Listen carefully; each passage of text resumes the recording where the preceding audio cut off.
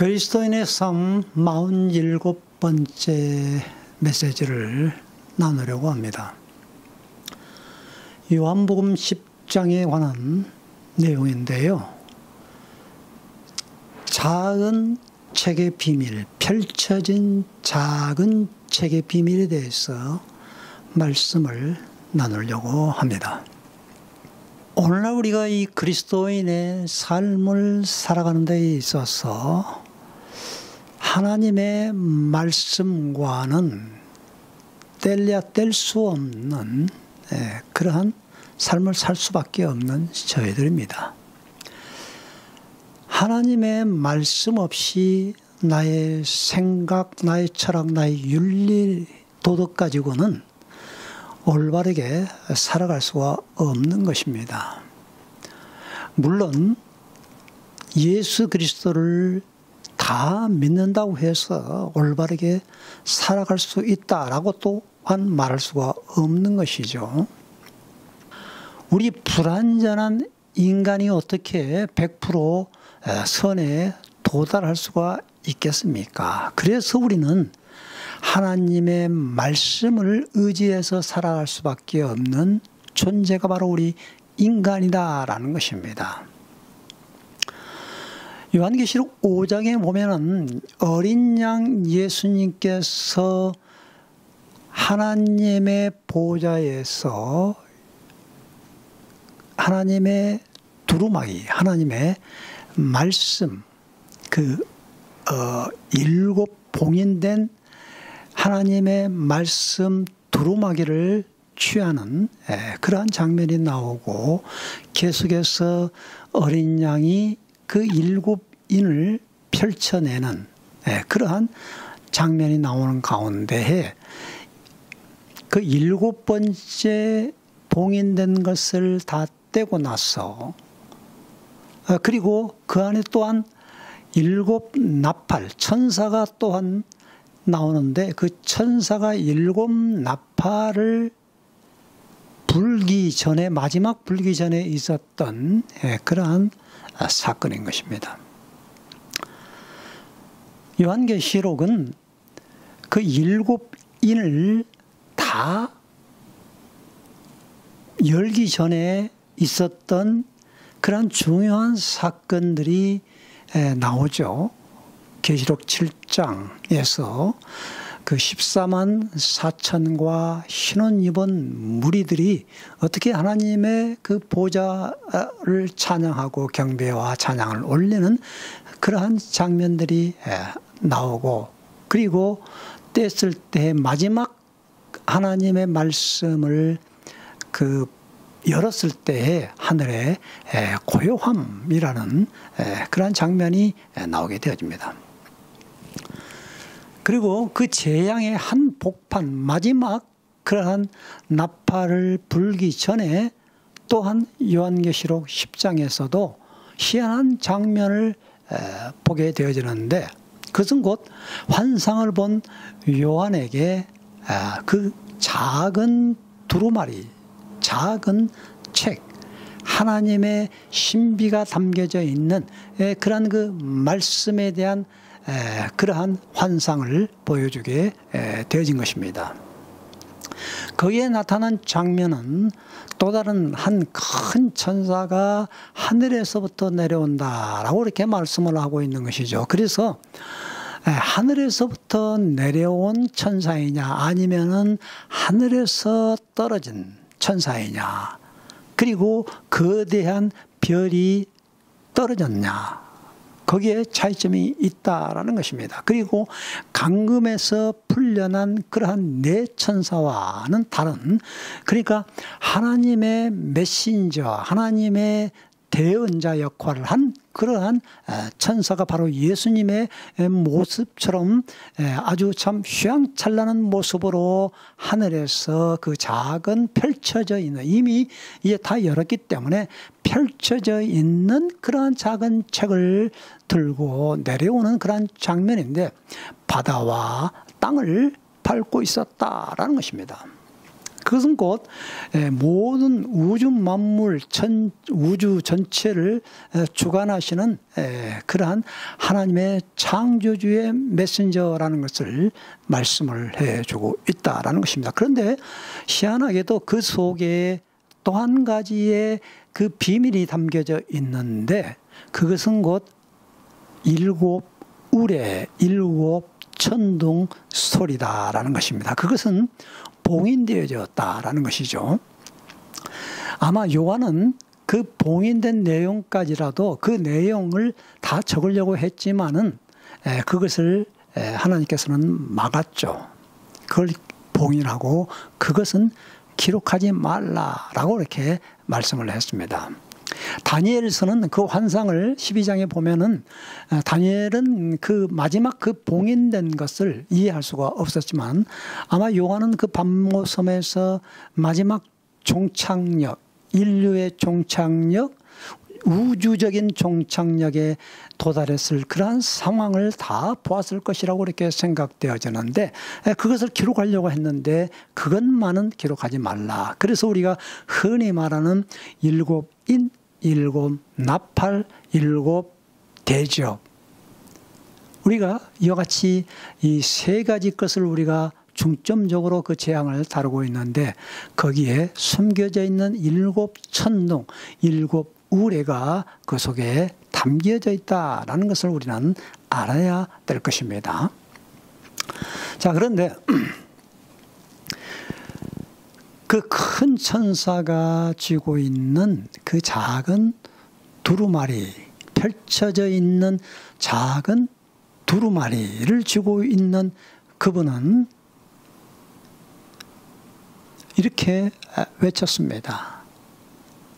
하나님, 온 우주 만물을 창조하신 하나님 앞에 맹세하여 가로되 라고 이렇게 말씀을 하고 있죠. 그리고 옛적부터 말씀을 대언한 그 예언자, 선지자들로 통하여서 복음이 이루어진 것처럼 하나님의 신비, 하나님의 비밀, 그것은 곧 일곱 나팔이 이루기 전까지 이룰 때에, 아마 일곱 나팔이 이룰 때인가요? 그것이 다 이루어진다, 성취되어진다라는 것을 선언하게 되어진 것입니다. 자, 그래서 요한은 그 작은 두루마기 책을 달라고 합니다. 취합니다. 그런데 그냥 주는 것이 아니라 받아 먹으라 라고 이렇게 말하고 있습니다.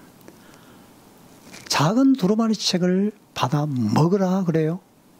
그런데 그것이 입에 들어갈 때는 다나 배에서 창자에 가득 채워질 때는 쓰게 된다, 쓰다, 그렇게 말씀을 하면서 이제 온 나라와 백성과 방언과 임금들에게 또다시 예언하여라 하리라 라고 이렇게 말하고 있습니다.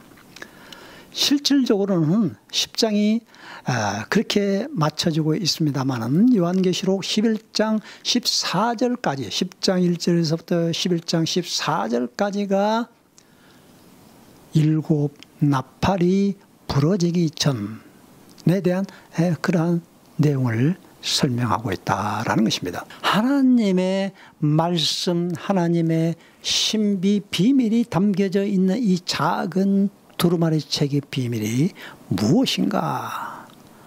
우리는 에스겔서, 구약 성경에 나오는 에스겔서 2장과 3장의 내용을 살펴보면 그곳에 자세하게 기록이 되어 있습니다.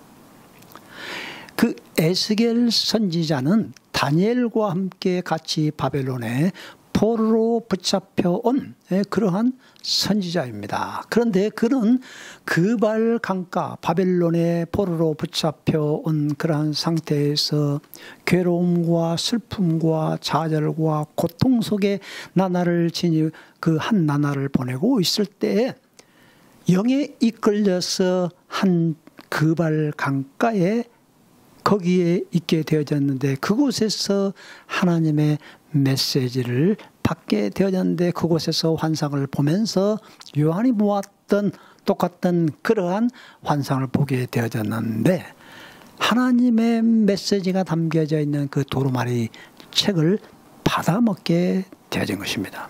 그곳에 기록이 되어졌는데 어떤 기록이 되어졌느냐, 안팎으로 써져 있는데 그곳에는 비탄과 애곡과 심판과 재앙이 담겨져 있던 그러한 내용이었던 것입니다. 그러면은 왜 그와 같은 내용이 담겨져 있겠습니까? 하나님의 택한 백성, 그리고 택한 백성들이 공돌해 왔던 그 예루살렘 성전이 이방인에게 회파되어졌고 하나님의 말씀에 대한 경고의 메시지를 그들은 받아들이지 않았고 회개하지 않음으로 일어난 그러한 심판의 재앙의 내용이 그 속에 담겨져 있다라는 것입니다. 그래서 에스겔도 그 예언의 말씀을 받아들이는 데 있어서 그것이 제일 처음에 들어갈 때에는 다나 그리고 쓰다라고 그렇게 말하고 있는 것입니다. 그래서 그 경고의 말씀을 전하라라고 이렇게 말하고 있는 것입니다. 받아먹은 것으로 끝나는 것이 아니라 이스라엘 백성들에게 그리고 악인에게 우상 숭배하는 그 악인에게 경고의 메시지를 전하라고 합니다. 너희들이 회개하지 않으면 곧 죽게 된다. 심판이 임하게 된다. 재앙이 임하게 된다. 라고 경고의 메시지를 전하라고 하고 있고 거기에 대해서 책임을 묻는다고 그랬습니다. 그 메시지를 듣고 회개하고 하면은 그들이 죽지 않는다. 그러나 그 메시지를 전하지 아니함으로 그들이 죽게 되고 재앙이 임하게 되면 그 메신저에게 책임을 묻겠다라고 이렇게 말하고 있는 것입니다. 그리고 악인의 뿐만이 아니라 의인들에게까지라도 그 경고의 메시지를 똑같이 전하라고 에스겔 선지자는 그 메시지를 받았던 것입니다.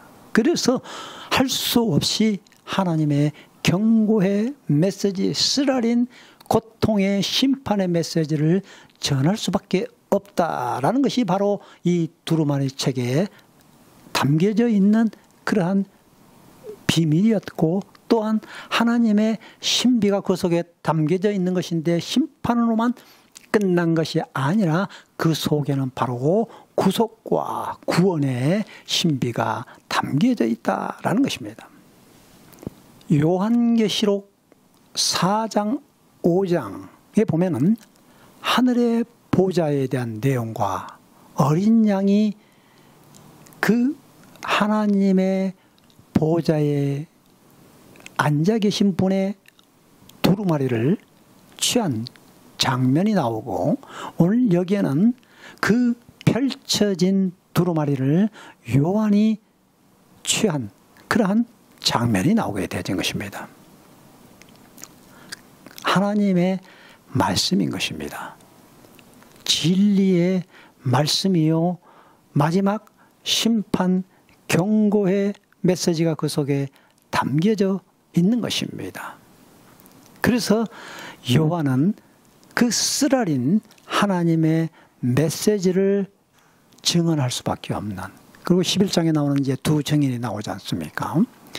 증언할 수밖에 없는 그러한 아픔과 고통이 그 속에 담겨져 있다라는 것을 상징적으로 말하고 있는 것입니다. 그러면 오늘 이 마지막 종말을 살아가고 있는 우리 그리스도인들은 어떠한 삶을 살아야 되겠습니까?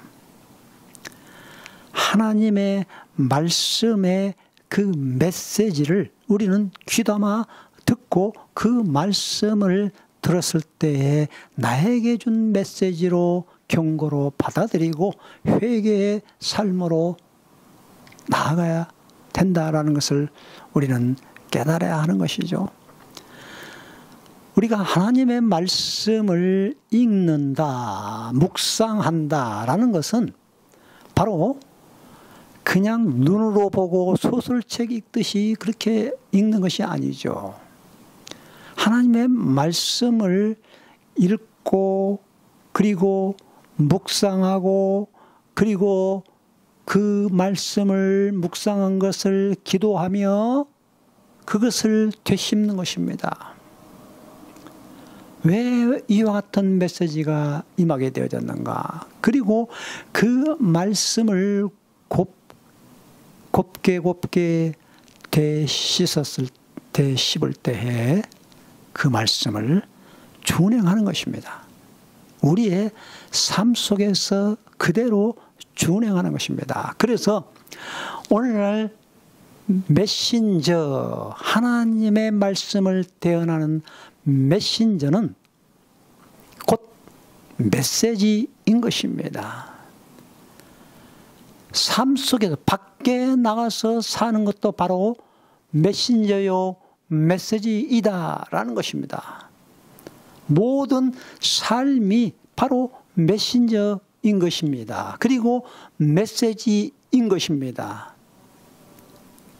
이 얼마나 놀라운 신비의 비밀입니까? 그래서 사도 바울은 이렇게 말하고 있는 것이죠. 복음을 증거할 때 내가 사람을 좋게 하라, 하나님을 좋게 하랴, 사람에게 기쁨을 구하랴.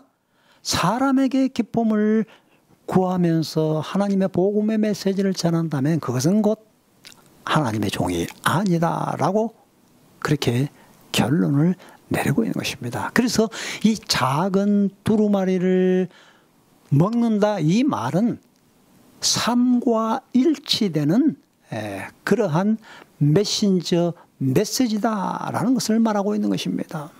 하나님의 말씀을 우리가 듣고 깨달을 때는 그곳에 나에게는 기쁨이 있습니다. 감사와 감격이 있을 수가 있습니다. 그러나 그 말씀을 밖에 나가서 실행에 옮길 때에는 또 다른 아픔이 있게 되는 것이고, 그 경고의 메시지를 전할 때에는 또 다른 그러한 고통이 있기에 배에서는 쓰다라고 이렇게 표현하고 있다라는 것입니다. 그래서 우리는 예수님께서 하신 그 말씀을 잘 우리는 귀담아 들어야 될 것입니다. 너희 안에 이 마음을 품으라. 곧 그리스도 예수의 마음이니 온유하고 겸손하다라는 것입니다. 그는 근본 하나님의 본체이시나 하나님과 동등됨을 여기지 아니하고 자기를 비워서 종의 형체를 가지고 죽기까지 복종을 했다라고 이렇게 말씀을 하고 있는 것이죠. 그래서 우리는 이 작은 두루마리를 먹는 그러한 삶으로 나가야 된다는 겁니다. 작은 예수가 돼야 되는 것입니다. 바로 그것은 하나님의 귀한 말씀을 가지고 밖에 나가서 똑같은 그러한 삶을 외쳐대야 된다는 것입니다. 남에게 전도해서 끌어낸다라는 그러한 차원이 아닌 것입니다. 마지막 이 종말을 살아가고 있는 이때 우리는 바로 심판에 대한 메시지, 재림에 대한 메시지를 선포해야 된다라는 것을 말하고 있는 것입니다. 참으로 우리는 어려운 시기에, 중요한 시기에, 종말의 때에 우리는 살고 있습니다. 예수님의 재림, 이 신앙이 얼마나 우리에게 중요한지 모릅니다. 누구를 기다리면서 살아가는 것과 누구를 기다리지 않고 자기의 멋대로 되는 대로 살아가는 사람하고는 삶의 근본적인 차이가 있는 것입니다.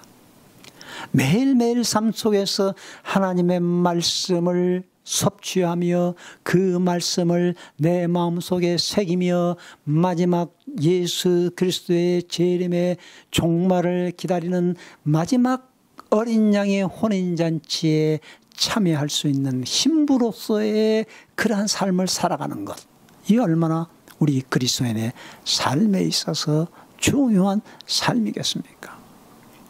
그래서 이 재림 신앙은 바로 우리를 새롭게 하고 우리를 어린 양의 혼인잔치로 인도하게 하고 어린 양의 피로 우리를 흰옷을 입게 한다라는 것입니다. 저는 기독교 대한성결교회에서 목사 안수를 받았습니다. 우리 기독교 대한성결교회에서 주장하는 4대 교리가 있습니다. 중생, 성결, 신유, 재림입니다. 마지막이 바로 이 재림이라는 것입니다. 그래서 이 재림에 대한 신앙, 마지막 종말에서 재림, 바로 예수님을 항상 생각하며 예수님의 다시 오심을 기다리고 사모하며 살아가는 사람은 오늘 현재에 살아가는 때에 그냥 대충 살아가는 것이 아닙니다. 때는 중요하지 않습니다. 언제 어느 날 오신다면 그때에 맞춰서 준비하는 그러한 얄팍한 신앙이 아니라 오늘이든 내일이든 10년 후든 50년 후든 100년 후든 늘 주님의 재림을 사모하는 그러한 사람은 오늘의 삶을 바로 인생의 최고의 가치를 누리면서 언제든 주님을 맞이할 수 있는 그러한 삶으로 살아갈 수밖에 없다라는 것입니다. 그래서 얼마나 이 고귀하고 아름다운 신앙인의 자세인 것입니까? 그래서 우리는 작은 두루마리 책, 요한이 받아먹은 그러한 작은 두루마리 책을 나도 받아 먹어야 합니다. 그래서 또 다른 사람들에게 그것을 말씀에 경고의 말씀을 또한 나누어 주어야 되고 경고의 말씀을 전해 주어야 합니다. 사랑하는 우리 사랑하는 동역자 여러분, 그리스도인의 삶은 내 삶의 자체가 메신저이며 메시지입니다. 하나님의 말씀 붙잡고 재림의 주님을 기다리며 살아가는 우리 모두가 되어지시기를 간절히 주님의 이름으로 기원드립니다. 이것이 요한계시록 10장에서 우리에게 주는 교훈의 말씀인 것입니다. 기도하겠습니다. 하나님, 마지막 종말을 살아가고 있는 저희들에게 이 귀한 메시지를 저희들에게 주셨습니다. 작은 두루마리라고 우리가 내팽개치는 것이 아니라 많은 사람들은 눈에 보이는 것, 큰 것만을 추구하고 있는 이때 하나님의 말씀이 비록 작게 느껴지지만 우리는 이 하나님의 귀한 말씀을 우리의 생명 속 깊이 우리의 뱃속에까지 우리의 창자에까지 집어넣어서 그것을 우리의 삶으로 표현해낼 수 있게 도와주옵시고 재림 신앙은 곧 순교자의 신앙에까지 나아간 것을 믿습니다. 천상의 보좌와 어린 양 되신 예수 그리스도의 그 보좌의 잔치에 참여함을 누릴 수 있는 사람은 어떠한 환난과 핍박과 재앙에도 능히 견뎌낼 수 있사오니 오늘 우리에게 재림 신앙을 갖고 하나님의 귀한 말씀, 경고의 말씀을 받아들이면서 잘못 살아온 것 다 회개하고 뉘우치면서 주 예수 그리스도와 함께 동행하는 삶을 살아가는 저희들이 되어지도록 도와주시옵소서. 예수님의 이름으로 기도하였습니다. 아멘.